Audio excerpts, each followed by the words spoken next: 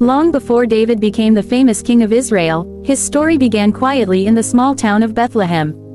David was born into the family of Jesse, a humble farmer from the tribe of Judah. Jesse had 8 sons, and David was the youngest of them all. His older brothers were strong, experienced men who worked hard and were known in their community. But David, being the youngest, often stayed behind while his brothers went out to fight battles or tend the larger flocks. From his earliest days, David had a heart full of music and faith. He loved to sing songs to God as he watched over his father's sheep on the hills of Bethlehem. When the sun set and the stars filled the sky, David would take out his harp and play beautiful melodies, lifting his voice in worship to the Lord. Even in his youth, David understood that God was real and close to him. He saw God's power in the beauty of nature and felt his protection whenever danger came near. David was not only a musician, he was also brave and skilled. As a shepherd, he had to protect his sheep from wild animals that came to attack. One night, a lion grabbed one of the lambs from the flock. David ran after it, struck it, and rescued the lamb from its mouth. Another time, a bear came out of the woods to steal a sheep, and David fought it off with his bare hands.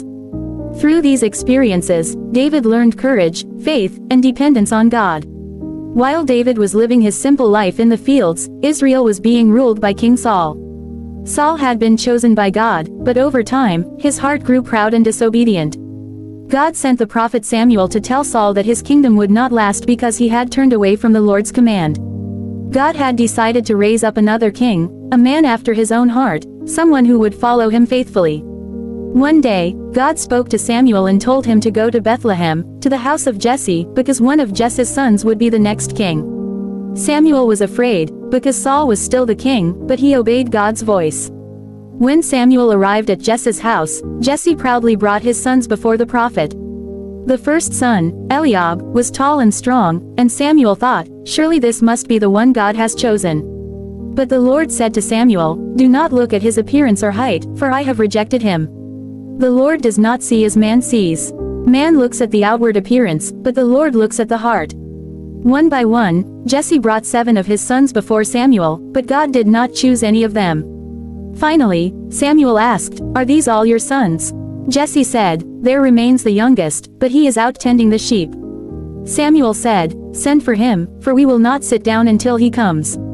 When David entered, he was young, with bright eyes and a heart full of humility. God spoke to Samuel's heart and said, rise and anoint him, for this is the one.